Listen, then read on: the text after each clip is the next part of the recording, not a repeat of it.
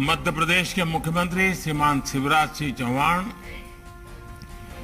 MP सरकार के सभी मंत्रीगण, सांसदगण, विधायकगण, स्टार्टअप्स की दुनिया के मेरे साथियों, देवी और सज्जनों,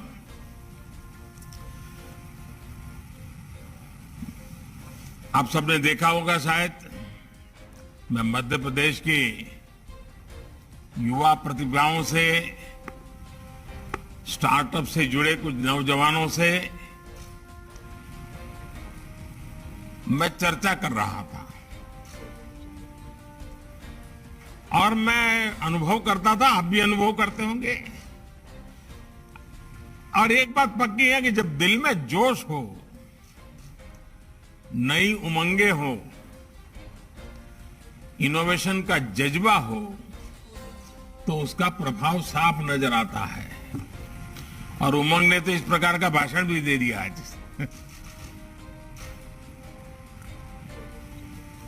आप सबसे मुझे जो बात करने का अवसर मिला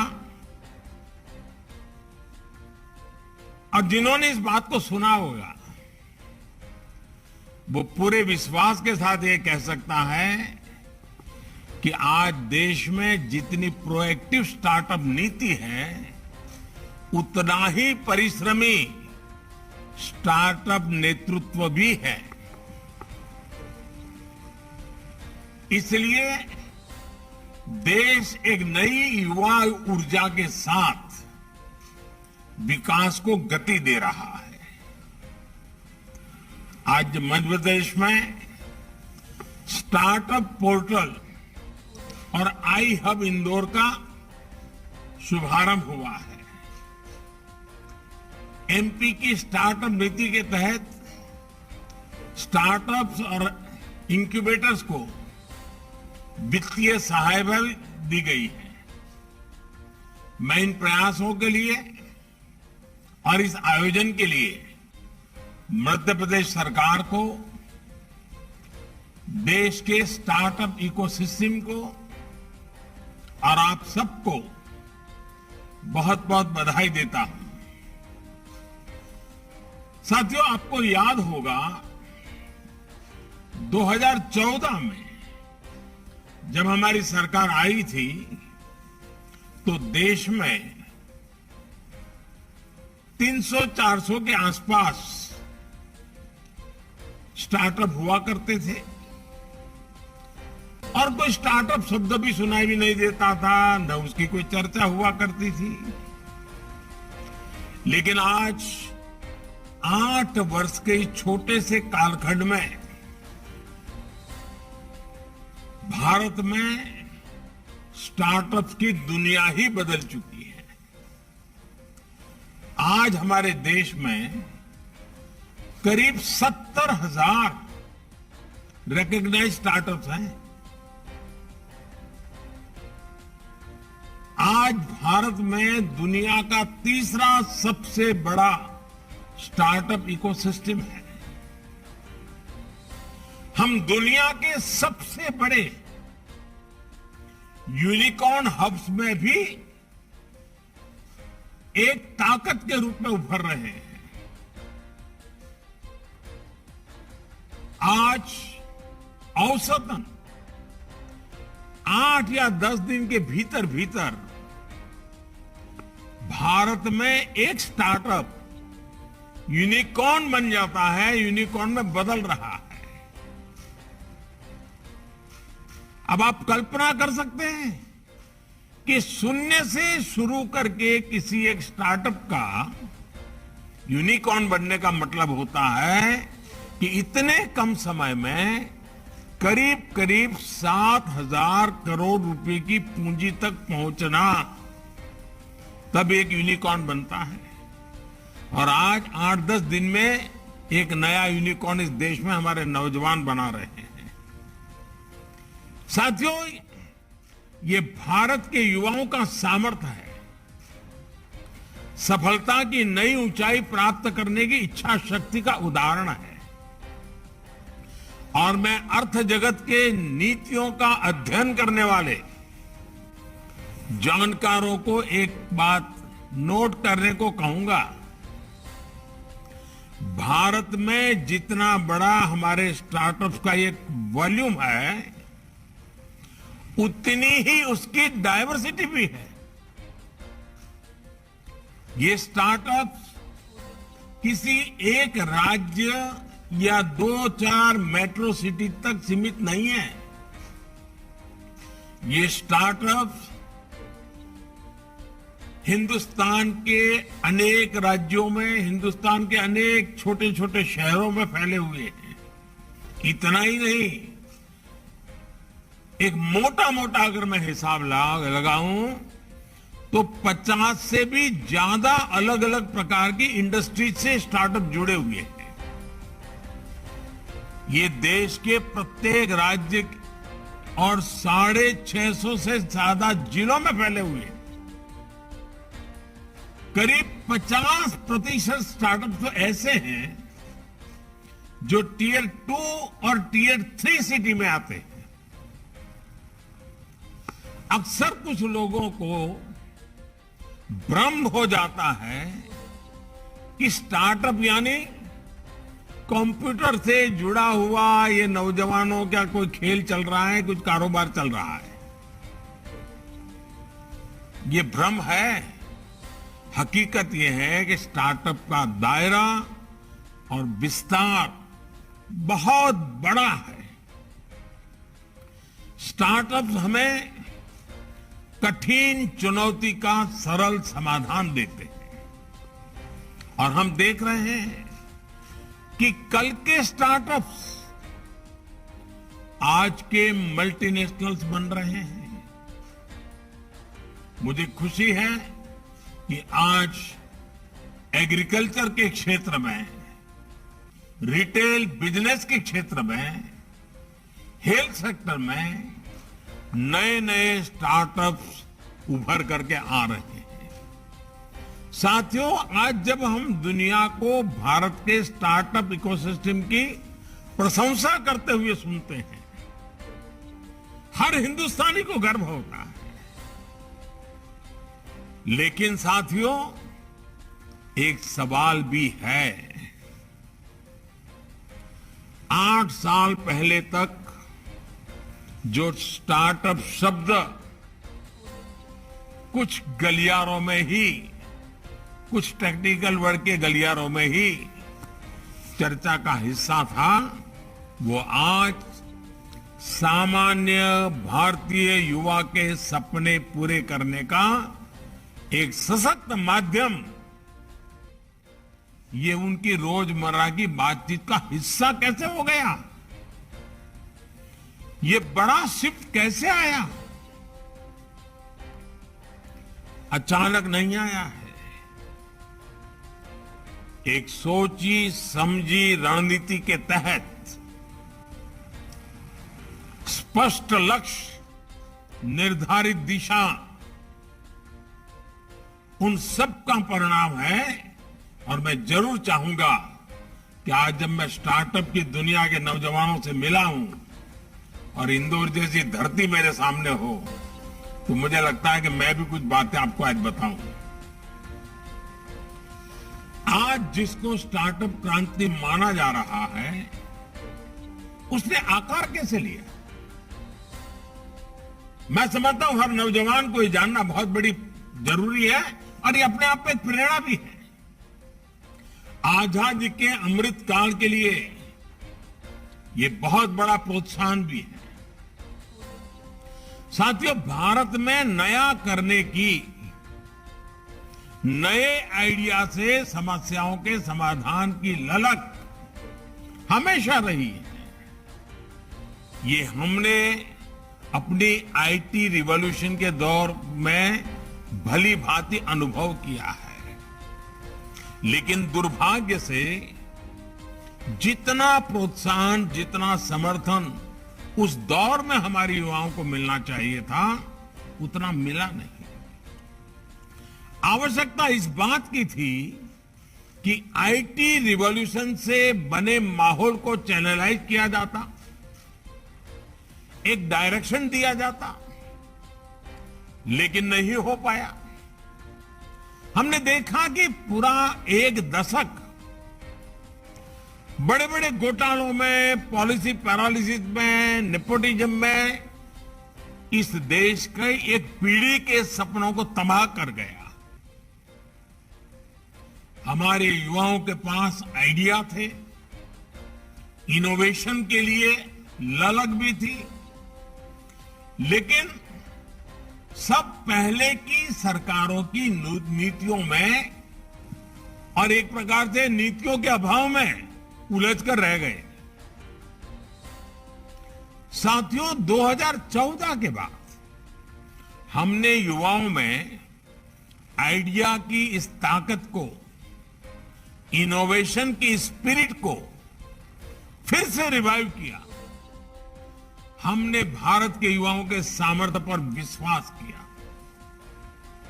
हमने idea to innovation to industry, इसका एक पूरा रोड मैप तैयार किया और 3 बातों पर फोकस किया। पहला, आइडिया, इनोवेट, इंक्यूबेट और इंडस्ट्री, इनसे जुड़ी संस्थाओं का इंफ्रास्ट्रक्चर का निर्माण। दूसरा, सरकारी प्रक्रियाओं का सरलीकरण। और तीसरा, इनोवेशन के लिए माइंडसेट में परिवर्तन, नए इकोसिस्टम का निर्माण। साथियों, इन सारी बातों को ध्यान में रखते हुए हमने अलग अलग फ्रंट पर एक साथ काम करना शुरू किया। इसी में से एक था हैकाथॉन। 7-8 साल पहले जब देश में हैकाथॉन्स होने शुरू हुए तो किसी को अंदाजा नहीं था कि ये स्टार्टअप के लिए मजबूत बुनियाद बनाने का काम करेंगे, एक स्ट्रांग फाउंडेशन तैयार करेंगे। हमने देश के युवाओं को चैलेंज दिया, युवाओं ने चैलेंज एक्सेप्ट किया और सॉल्यूशन देकर दिखाया। देश के लाखों युवाओं को इन हैकाथॉन्स में पर्पस ऑफ लाइफ मिला, सेंस ऑफ रिस्पॉन्सिबिलिटी और बढ़ी। इससे उनमें ये विश्वास जगा कि जिन रोजमर्रा की समस्याओं से देश जूझ रहा है उसे वो दूर करने में अपना योगदान दे सकते हैं। इस भावना ने स्टार्टअप के लिए एक तरह से लॉन्च पैड का काम किया। सिर्फ सरकार के स्मार्ट इंडिया हैकाथॉन में ही, आपको जान के आप में से शायद कुछ लोग उसमें जुड़े होंगे मेरे जो सामने बैठे हैं, स्मार्ट इंडिया हैकाथॉन में ही बीते सालों में लगभग 15 लाख ऐसे टैलेंटेड युवा साथी उसके साथ जुड़े हैं। मुझे याद है कि ऐसे ही हैकाथॉन्स में, क्योंकि मुझे भी बड़ा अच्छा लगता था, नई नई चीजें समझने को मिलती थी, जानने को मिलती थी, तो मैं 2-2 दिन तक ये युवाओं के इस हैकाथॉन की गतिविधि को बारीकी से नजर रखता था, देखता था। रात को 12-12 बजे, 1-1, 2-2 बजे उनके साथ गप्पे गोष्ठी करता था, उनके जुनून को देखता था, वो क्या करते हैं, कैसे जूझते हैं, अपनी सफलता पर कितने खुश होते हैं। ये सारी बातें मैं देखता था, मैं फील करता था। और मुझे खुशी है कि आज भी देश के किसी न किसी हिस्से में हर रोज कोई न कोई एक हैकाथॉन चल रहा है, हो रहा है। यानी स्टार्टअप्स के निर्माण की शुरुआती प्रक्रिया पर देश निरंतर काम कर रहा है। साथियों, 7 साल पहले स्टार्टअप इंडिया अभियान आइडिया टू इंडस्ट्री को इंस्टीट्यूशनलाइज करने की तरफ एक बड़ा कदम था। आज ये आइडिया की हैंड होल्डिंग और हैंड होल्डिंग कर उसमें इंडस्ट्री में बदलने का बहुत बड़ा माध्यम बन चुका है। इसके अगले साल हमने देश में इनोवेशन का माइंडसेट विकसित करने के लिए अटल इनोवेशन मिशन शुरू किया। इसके तहत स्कूलों में अटल टिंकरिंग लैब से लेकर यूनिवर्सिटीज में इंक्यूबेशन सेंटर्स और हैकेथॉन जैसा एक बहुत बड़ा इकोसिस्टम तैयार किया जा रहा है। आज देश भर के 10,000 से अधिक स्कूलों में अटल टिंकरिंग लैब चल रहे हैं।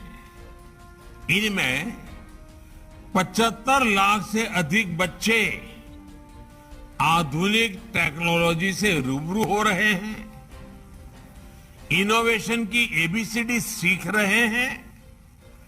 देश भर में बन रही ये अटल टिंकरिंग लैब्स एक प्रकार से स्टार्टअप की नर्सरी के रूप में काम कर रही है। जब विद्यार्थी कॉलेज पहुंचे तो उसके पास जो नया आइडिया होगा उसको इंक्यूबेट करने के लिए देश में 700 से अधिक अटल इंक्यूबेशन सेंटर्स तैयार हो चुके हैं। देश ने जो नई राष्ट्रीय एजुकेशन पॉलिसी लागू की है वो भी हमारे स्टूडेंट्स के इनोवेटिव माइंड्स को और निखारने में मदद करेगी। साथियों, इंक्यूबेशन के साथ ही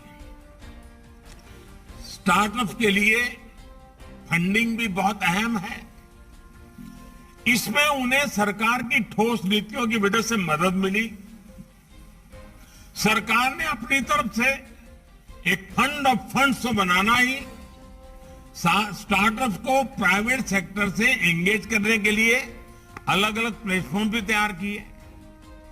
ऐसे ही कदमों से आज हजारों करोड़ रुपए का प्राइवेट निवेश भी स्टार्टअप इकोसिस्टम में इंजेक्ट हो रहा है और ये दिनों दिन बढ़ रहा है। साथियों, बीते वर्षों में टैक्स छूट देने से लेकर दूसरे इंसेंटिव देने तक देश में अनेकों रिफॉर्म्स लगातार किए गए हैं। स्पेस सेक्टर में मैपिंग, ड्रोन्स यानी टेक्नोलॉजी की ऊंचाई तक पहुंचने वाले ऐसे अनेक सेक्टर्स, उसमें जिस प्रकार से रिफॉर्म्स किए हैं उसमें स्टार्टअप्स के लिए नए क्षेत्रों के द्वार खुल गए हैं। साथियों, हमने स्टार्टअप्स की एक और जरूरत को प्राथमिकता दी है। स्टार्टअप बन गया, उनकी सर्विस, उनके प्रोडक्ट आसानी से बाजार में आए, सरकार के रूप में एक बड़ा खरीदार उनको मिले। इसके लिए भारत सरकार द्वारा जेम पोर्टल पर विशेष प्रावधान किया गया। आज जेम पोर्टल पर 13,000 से अधिक स्टार्टअप रजिस्टर हैं और आपको जानकर अच्छा लगेगा, इस पोर्टल पर स्टार्टअप्स ने 6,500 करोड़ रुपए से अधिक का बिजनेस किया है। साथियों, एक और बड़ा काम जो हुआ है वो आधुनिक इंफ्रास्ट्रक्चर का है। डिजिटल इंडिया ने स्टार्टअप इकोसिस्टम के विस्तार में बहुत बल दिया। सस्ते स्मार्टफोन और सस्ते डेटा ने गांव के गरीब और मिडिल क्लास को भी कनेक्ट किया। इससे स्टार्टअप के लिए नए एवेन्यू, नए मार्केट खुल गए हैं। आइडिया टू इंडस्ट्री के ऐसे ही प्रयासों के कारण आज स्टार्टअप्स और यूनिकॉर्न देश के लाखों युवाओं को रोजगार दे रहे हैं। साथियों, स्टार्टअप अपने आप में नित्य नूतन होता है। ये बीते हुए कल की बात नहीं करता, स्टार्टअप का मूलभूत कैरेक्टर है वो हमेशा भविष्य की बात करता है। आज क्लीन एनर्जी और क्लाइमेट चेंज से लेकर हेल्थ केयर तक ऐसे सभी क्षेत्रों में स्टार्टअप के लिए इनोवेशन के इन्फिनिट अवसर हैं। हमारे देश में टूरिज्म का जो पोटेंशियल है उसे बढ़ाने में भी स्टार्टअप्स की बड़ी भूमिका है। इसी तरह local for vocal, vocal for local, vocal for local के जन आंदोलन को मजबूत करने के लिए भी स्टार्टअप्स बहुत कुछ कर सकते हैं। हमारे देश के जो कुटीर उद्योग है, हथकरघा और बुनकरों का जो शानदार काम होता है, उसकी ब्रांडिंग में उसे अंतर्राष्ट्रीय बाजार तक पहुंचाने के लिए भी हमारे स्टार्टअप्स एक बहुत बड़ा नेटवर्क, बहुत बड़ा प्लेटफॉर्म दुनिया के सामने लेकर के आ सकते हैं। भारत के हमारे आदिवासी भाई बहन, वनवासी भाई बहन इतने सारे खूबसूरत प्रोडक्ट्स बनाते हैं, वो भी स्टार्टअप के लिए काम करने के लिए एक बहुत बड़ा विकल्प, नया फील्ड बन सकता है। इसी तरह आप जानते हैं कि भारत मोबाइल गेमिंग के मामले में दुनिया के टॉप 5 देशों में है। भारत की गेमिंग इंडस्ट्री की ग्रोथ रेट 40% से भी ज्यादा है।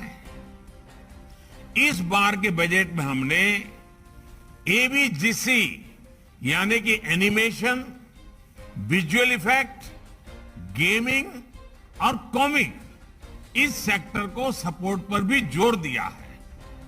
भारत के स्टार्टअप्स के लिए भी एक बड़ा सेक्टर है जिसका वो नेतृत्व कर सकते हैं। ऐसे ही एक सेक्टर है टॉय इंडस्ट्री।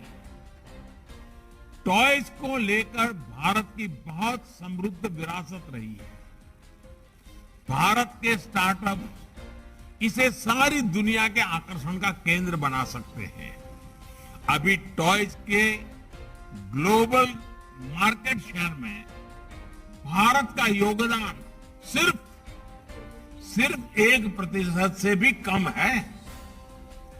इसे बढ़ाने में भी मेरे देश के नौजवान, मेरे देश के आइडियाज को लेकर के जी रहे नौजवान स्टार्टअप लेकर के आए, बहुत बड़ा योगदान कर सकते हैं। मुझे ये देखकर बहुत अच्छा लगता है कि भारत के 800 से ज्यादा स्टार्टअप्स, आपको भी सुनकर के खुशी होगी, 800 से ज्यादा स्टार्टअप्स खेलकूद के काम में, स्पोर्ट्स से जुड़े हुए हैं। किसी ने सोचा नहीं होगा कि ये भी एक क्षेत्र है। इसमें भी जिस प्रकार से भारत में एक स्पोर्ट्समैन का कल्चर खड़ा हो रहा है, स्पोर्ट्स का स्पिरिट पैदा हुआ है, स्टार्टअप के लिए इस क्षेत्र में भी अनेक संभावनाएं हैं। साथियों, हमें देश की सफलता को नई गति देनी है, नई ऊंचाई देनी है। आज भारत G20 देशों में फास्टेस्ट ग्रोइंग इकोनॉमी है।